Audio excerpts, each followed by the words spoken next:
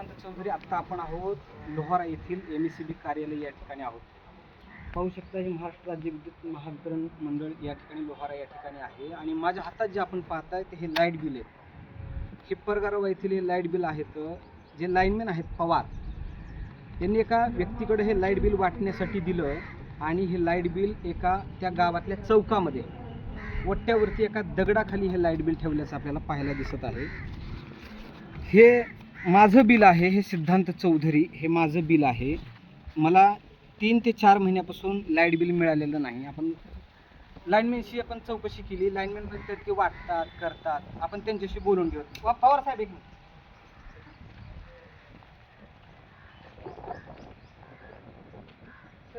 Light bill मला ही परगामध्ये चौकात सापडली वट्ट्यावर ठेवलेली. काय नेमकी ही लाईट बिल कसली? त्याला एजन्सी वाटायला जवळ आहे ना जवळ साहेबांना बिल वाटायला एजन्सी हां. एजन्सी वाटते. मग ही बिल गावातल्या व्यक्तीच्या हातात कोणी दिले? एजन्सीने दिले का तुम्ही दिले? डायरेक्ट एजन्सीने कॉन्टॅक्ट केली.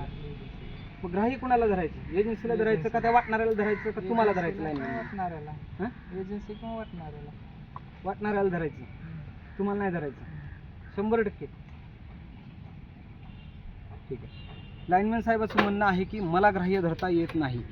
जी एजन्सी आहे त्या एजन्सीला ग्राह्य धरलं पाहिजे अथवा एजन्सीनं जो मनुष्य त्या ठिकाणी नेमलेला आहे लाईट बिल वाटपासाठी ज्याला 500 रुपये लाईनमॅन साहेबांनी दिलेले. आत्ता माझ्यासमोर लाईनमॅन साहेबांनी फोन केला होता. माझा व्हिडिओ चालू आहे, पाहू शकता आपण व्हिडिओ चालू आहे. आत्ता लाईनमॅन साहेबांनी त्या व्यक्तीला फोन केला आणि विचारलं लाईट बिल कुठे आहे. रेकॉर्ड झालेला आहे. लाईनमॅन म्हणतात की त्या माणसाची चूक नाही आहे. लाईनमॅन साहेबांनी फोन का करायचा? कारवाई नक्की लाईनमॅनवर झाली पाहिजे का मुख्य अभियंत्यावर झाली पाहिजे का लाईट बिल वाटणाऱ्यावर झाली पाहिजे का एजन्सीवर झाली पाहिजे? हे ऊर्जा मंत्रालय जे मंत्री आहेत त्यांनी या ठिकाणी उत्तर द्यावं. मी हाच मेल वरती मंत्रालयामध्ये ऊर्जा मंत्रालयामध्ये मी पाठवणारच आहे. आणि आपण पाहू शकता कशा प्रकारे हा भोंगळ कारभार आहे. लाईनमॅन साहेबांचा सुद्धा भोंगळ कारभार आहे. मी उघड आरोप करतो पवार साहेबांवर. मी परवाच दीक्षित साहेबांना फोन केला होता आणि सांगितलं होतं की लाईट बिल वेळेवर मिळत नाही. पण दीक्षित साहेबांनी सुद्धा आपल्याला फोनवरती सांगितलं होतं की मी चौकशी करतो आणि मी सांगतो लाईट बिल. पण मी आज ज्यावेळेला गावात उतरलो आणि गावात आल्यानंतर हे कट्ट्यावरती एका वट्ट्यावरती भिजलेले लाईट बिल आपल्याला या ठिकाणी मिळालेले आहेत.